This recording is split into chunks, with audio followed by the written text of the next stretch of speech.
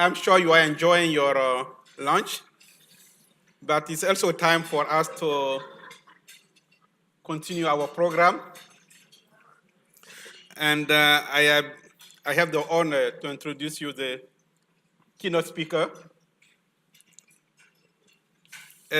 Some of you were in attendance this morning when I was talking about how we start the Africa Business Program in Syracuse, which give birth to Africa Business and Entrepreneurship Research Society. And when we started the program, I asked myself a key question. The first question, how do I get the funding to start the program? And I told you this morning how I did get the funding. And what I did not tell you, although I mentioned her name, was how do I get the credibility to the program? And when you start something where you know that many people have a doubt on it, you need to have high-level credibility, someone that can stand and say that this is a good thing to do. I met Miss Florizelle Liser in 2009 through a good friend of mine, Ambassador Ogain from Benin. I explained the ambassador that I'm starting a new program at Syracuse University, and the aim of the program was to promote Africa as the world's next business destination in academic business and entrepreneurship research. And I told him that I needed someone in high level in the US administration that have heart for Africa and can also give us the credibility that we need in order to attract people to that particular project. Without any hesitation, he mentioned the name of Flory, as the way he called her, Flory. Okay. Miss Florizette Liser was, at the time, the assistant U.S. trade representative for Africa. Okay, in the thing that I sent her a letter, and the letter was returned to me. I did not know that you cannot send a letter to the White House. It did not get delivered.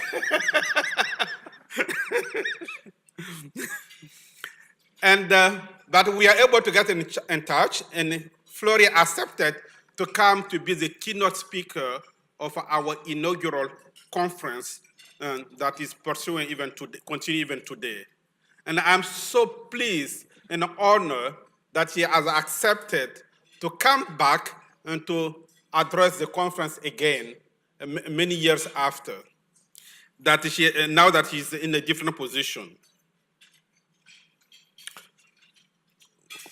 Flory is the third president and CEO of Corporate Council on Africa. She's the first woman to lead the council since its founding in 1993. Ms. Liser joined the Corporate Council on Africa from the Office of U.S. Trade Representative, where she was Assistant U.S. Trade Representative for Africa since 2003. At that organization, she led trade and investment policy toward 49 sub-Saharan African nations and oversee implementation of the Africa Growth and Opportunity Act, AGWA, most of you probably know. Previously, Ms. Liser served as Assistant U.S. Trade Representative for Industry, Market Access, and Telecommunication from 2000 to 2003. She also served as a Senior Trade Policy Advisor in the Office of International Transportation and Trade at the Department of Transportation from 1987 to 2000. She worked as a Director of GATT Affairs and served as Associate Fellow at the Overseas Development Council from 1975 to 1980. Flory holds an master degree in international economics from Johns Hopkins University, School of Advanced International Study.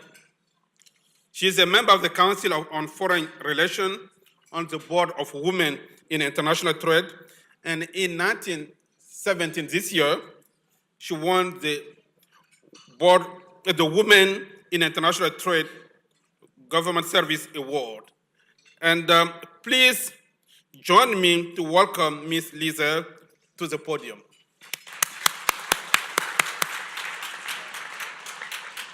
Thank you so much. Thank you so much. I should have told him to make the bio shorter and not go back so many years. But first of all, thank you so much for having me here as a part of your Africa International Business Forum. I want to thank Professor Yarugu, Professor Cummins, and Professor Stone in particular for having me, but it's also a pleasure always to speak to people, both Americans and Africans, who have an interest and a passion like me for greater engagement between the U.S. and Africa, greater economic engagement. And one of the things, before I start, that I think is very evident now is that we just want to make sure that there are many of us who have a strong voice and want to advocate for the relationship between the United States and Africa. We're not hearing very much about it in the current administration, but it's our hope that working together with those who are in the government, those who are on the continent, and businesses both here and in Africa, that we can really make a strong case and be a prominent voice for how important that relationship is. So I invite all of you to join me in making sure that leadership all across this country is working together, and that business people all across this country and across the continent are also making the case for greater engagement. So I wanted to share with you today a little bit of what we do, but I wanted to talk about who the Corporate Council on Africa is. I wanted to talk about what we do, and then I wanted to really spend a little time on why we do it, and that's where my heart really is. So who we are. CCA is the leading U.S. business association solely focused on connecting business interests in Africa. There are other business associations, but they also look at other parts of the world. We're the only one that's focused solely on Africa. We were established in 1993 and uniquely represent a broad cross-section of member companies, from small and medium-sized enterprises to multinationals, and we represent both U.S. and African companies. Our members are invested in Africa's most promising sectors, including agribusiness, energy, finance, health, ICT, infrastructure, security, tourism, and trade facilitation. We are especially committed to championing business and trade between the U.S. and Africa. And we work closely with governments, including many in the U.S. government, and I know you heard from some of them yesterday. We work with multilateral organizations like the World Bank, the African Development Bank, and the UN Economic Commission for Africa, and with businesses to improve Africa's trade and investment climate, and to raise the profile of Africa in the U.S. business community. Most importantly, we work with our member companies to help them increase their investment in and trade with the nations of Africa. So what do we do? CCA services its members through a number of sector-specific and country-specific working groups, high-level special events, business conferences, customized member services, trade missions, and advocacy programs. Since I became the CEO and president in early 2017, I came in at the end of January, and it's been really interesting for me, just as a side point. I was in government for 37 years, US government for 37 years, and I actually was in Mozambique on November 8th, and I did vote early before I went to Africa. And I heard on November 8th, early in the morning, Mozambican time, about 1:15 in the morning, they actually woke me up and they said, "We know you're traveling, Flory, but we wanted to tell you that the board wants you to be the one that comes and is the new CEO." And so I thought, wow, that's fantastic. But in my mind, I was thinking I knew who was going to be the president of the US, and I was thinking of all the people I thought I'd be working with, but from the other side, obviously. And I was on my way from Mozambique to Lesotho, and I had to travel through Johannesburg, the airport. And it wasn't until I got to the airport in Joburg and I was standing there looking at a screen that I found out, who our president was. And I remember people were coming up to me and saying, "Are you an American?" I said, "Yes." And they said, "Wow, what do you think of this?" And I said, I don't know. I said, I'm shocked, just like everybody else, I guess. But here's the thing, and I was just sharing with others that the institutions of the U.S. are strong, and I believe that the American people are going to make clear what our priorities are. And going back to my points about why I'm here today, I hope that the American people will also make it clear that one of our priorities is our relationship with developing countries, especially those in Africa. So since I came to CCA at the end of January, it's been about 8 months, and we have had a number of very interesting events. We had our Africa Finance Forum back in April on the sidelines of the World Bank IMF meetings. We're going to be doing some things next week on the sidelines of the fall meetings as well. We also had what we call our signature event, which is the U.S. Africa Business Summit. We do it every other year. 1 year it's in the U.S., and then 2 years later it goes to Africa, and then it comes back to the U.S. We had over 800 participants in that summit this year, which was in Washington. Then we organized the AGOA Forum Private Sector Dialogue. I think Pierre mentioned the African Growth and Opportunity Act. Many of you know that's the U.S. legislation that allows African products to come into the U.S. duty-free. And so working at CCA, I had the privilege, having done the AGOA forums as a government person, I had the privilege for the first time of doing it from the private sector side. And we did that in Togo in August. And then we had the Africa Trade Association Tourism Conference in Rwanda at the end of August. And then just a few weeks ago, we hosted various African heads of state and held a number of events on the sidelines of the UN General Assembly up in New York. So that brings me to why we do what we do. And to be frank, this is the most exciting part for me of what I want to share. So why is U.S. African trade and investment so important? And I think the main reason, in my view, that it's so important is because of the critical role that trade and investment plays in economic development, in ensuring that the goods and the services that we trade with each other actually support the economic development of countries and address the needs of the people in different countries. And so trade has always been, and investment has always been, an important engine for economic growth and therefore for prosperity. And that's true here in the US as well as true in Africa. Now, I think that many of you may not be aware, but for Africa, notwithstanding the fact that it has incredible resources, natural resources, human resources, many of which the rest of the world needs, not just petroleum products, coltan that goes in our cell phones, and we could go on naming them. But notwithstanding how rich Africa is in resources, many people don't know that Africa accounts for only about 3% of all world trade total. And when I first heard that number, it was 2% at that time. That was many years ago.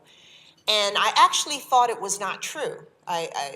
In my mind, I couldn't conceive that the Africa that I knew, the countries I traveled to, the products that I know they have, in my mind, I couldn't conceive that they could only account for 2% of all world trade. And, but it turns out that unfortunately it was true. Now, 2% of world trade going to 3% of world trade, just to let you know how important that is, generates enough income every year that is more than 3 times what Africa gets in development assistance from the entire world. So just a 1% difference in Africa's share of world trade does far more for Africa and its people than any amount of development assistance and aid, as we've called it in the past. And so because of how important it is for Africa to grow its share of global trade, we also know that this is why we have to focus on a couple of things. Because why is it that Africa only has 3% of world trade today? It's because Africa traditionally has exported its raw commodities and then imported the value-added products, the manufactured products coming back in. So they export a good example is they export the raw petroleum, but then they actually have to import back in the gasoline that's needed. They export cotton, they import clothing, they export their timber, and they import furniture. And so the way that global value chains work, if you're on the bottom end of that value chain, your contribution and what you get out of it is rather limited. But if you're at the top of the value chain and you've had the opportunity to add more value to your own products, then you actually gain a lot more out of that. You get the jobs that are created, the investment, et cetera. So this is one of the things that I've worked on for many years when I was in the government, and adding value to Africa's raw commodities is key, and it can benefit Africans from the farm all the way to factories. It is what's going to contribute to African diversification of their economies. And that's really critical because you actually never want to be completely dependent on only 1 or 2 products. And unfortunately, for many African countries, that's the case. Now, there are signs today that African manufacturing is on the increase. I myself have been to many factories across Africa where I see them producing clothing, footwear, inputs for automobiles, just a wide range of products, and value-added agricultural products, pepper sauces and jams and jellies and juices, and many of those products are being shipped to the United States and other parts of the world now. So as Africa is able to add that value, able to diversify its economies, it's also going to be able to benefit its people. In addition, we know that there are positive trends in investment, FDI, into Africa, but it's starting from a very low base, and there are still a lot of people who have very outdated perceptions of risk in Africa. At an event we had up in New York during UNGA, we had the president of Rwanda, and we had the CEO of Dangote Industries, Mr. Dangote, and I understand that he's on the front of the Bloomberg newsletter this week, magazine that just came out. I don't have it, but one of the points that President Kagame made is that there are a lot of things that people believe about Africa that are simply not true.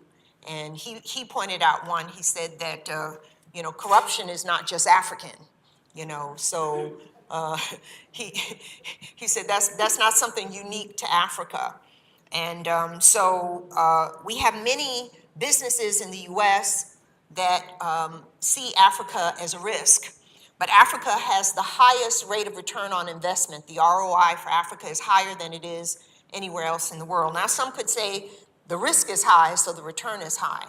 But the truth is that Africa has many, many industries that are growing, many opportunities for investment that are being taken advantage of from people all around the world, from China to Germany to Portugal, and the Pakistanis and Indians are investing there, the Brazilians.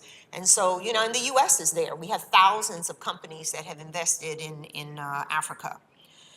So again, we know that there is an importance for the private sector. I know a lot of you are from the private sector. Private sector-led growth is critical.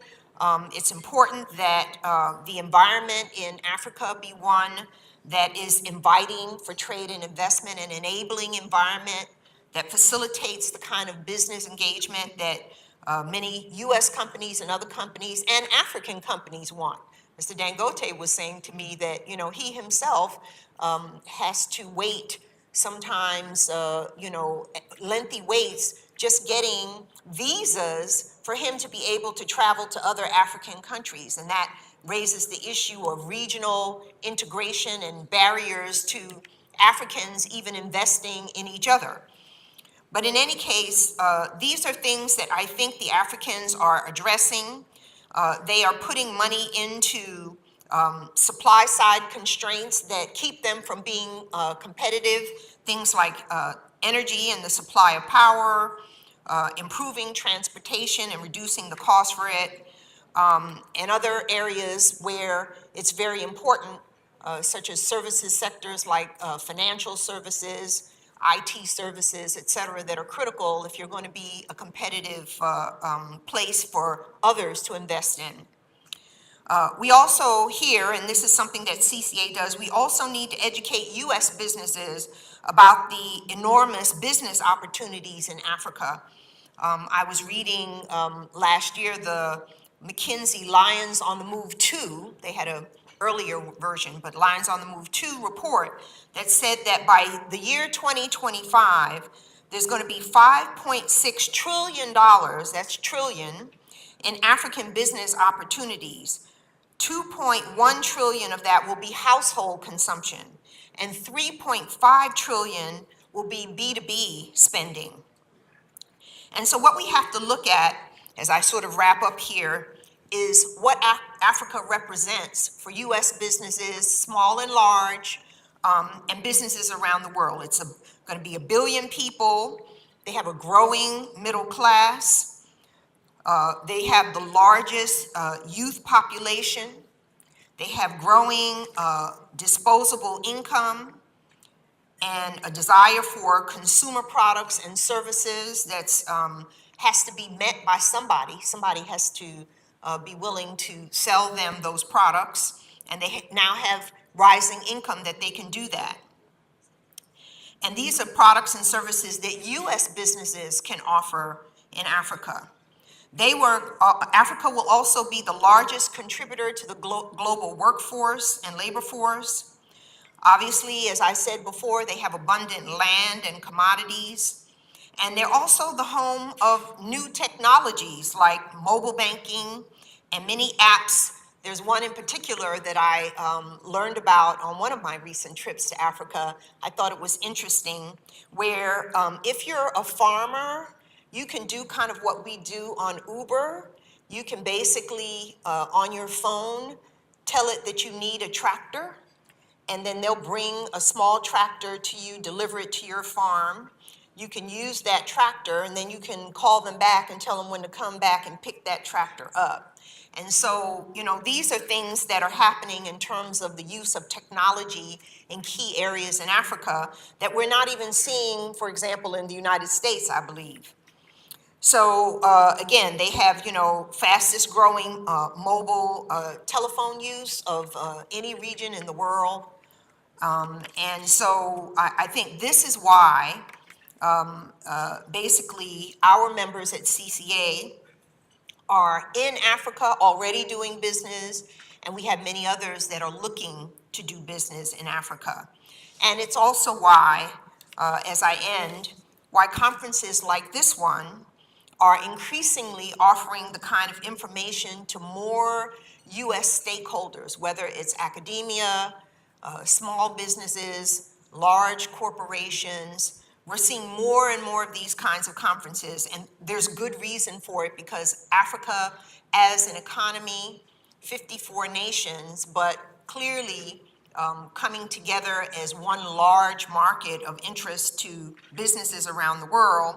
And for US businesses, especially minority-owned, women-owned, and diaspora-owned SMEs, this is a huge opportunity in terms of doing business in Africa.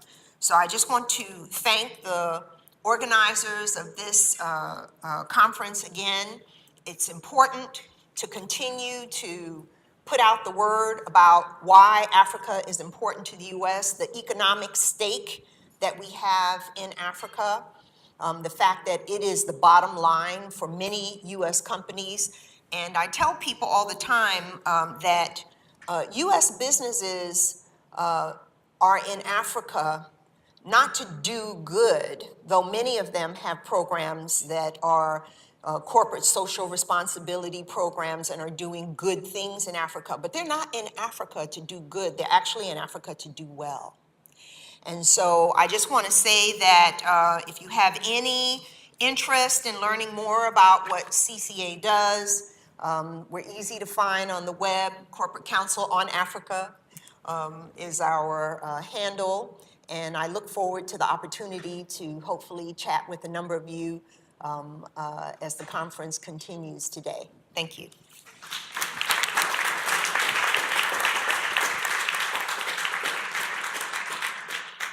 I know that several of you have sessions that begin at 1:30. We're going to start them at 1:40 so that we're not quite so rushed. They're in a different building. Je vais dire quelques petits mots pour résumer très brièvement les choses qu'on nous a apprises aujourd'hui. D'abord, il y a plusieurs choses qu'on peut trouver sur le site web. Je ne veux pas les répéter. Il y a, par exemple, la composition de cette ONG. Il y aura des entreprises africaines aussi bien qu'américaines. Il y a aussi toute une liste d'activités qu'ils font pour promouvoir l'action, pour promouvoir le commerce international. Mais la chose la plus importante, et c'est ce qu'elle a gardé pour la fin, c'est l'idée de pouvoir faire quelque chose pour développer les pays d'Afrique. Elle a été étonnée d'apprendre, par exemple, que seulement 2% du commerce mondial relevait de l'Afrique quand elle a commencé. Maintenant, c'est 3%. Alors, pourquoi seulement 3%? C'est parce que, si on pense au niveau de la transformation, généralement, l'Afrique envoie les matières premières vers d'autres pays et puis ils vont importer à nouveau les chocolats belges, les chemises américaines, l'essence qui est fabriquée à partir du pétrole africain et revient à un prix plus élevé. Alors, dans la chaîne de valeur, c'est les matières premières qui comptent le moins, ce sont les produits transformés qui comptent le plus. Alors, ce qu'il faut faire, c'est augmenter la transformation des produits en Afrique, et c'est un des gros travaux de notre Corporate Council on Africa. Elle aimerait vraiment travailler avec vous si vous avez des idées, vous voulez travailler avec les entreprises impliquées dans le Corporate Council on Africa. Consultez le site web et il y aura la possibilité de faire le suivi. Il y a chaque année, ça va alterner entre l'Afrique et les États-Unis, l'occasion de congrès annuels où il y aura les entreprises africaines, les entreprises américaines, et on aide non seulement les grandes entreprises, mais les PME et les toutes petites entreprises, donc on aide tout le monde. Bon. Et puis on a un petit cadeau pour notre conférencière, Pierre Yurugu va s'en occuper. I think you have been very enriched by the presentation, and every time I listen to Flory, I feel that I have to jump in the plane and start working in Africa. Finally, I did, because I am not based in Africa. It is true that Africa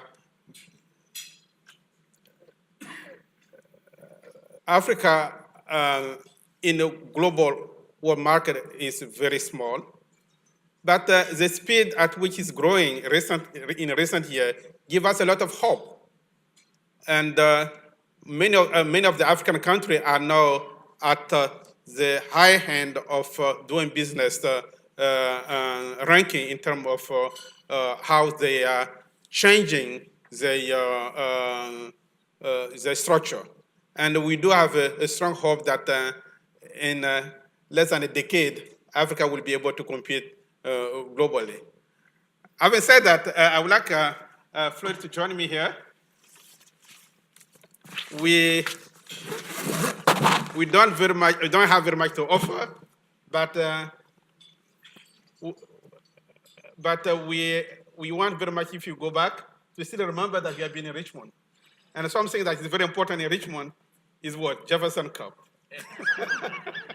And as a token of our appreciation, I would like to give it to you on behalf of the VCU and also Africa Business and Entrepreneurship Research Society. Thank you so much. Thank you very much.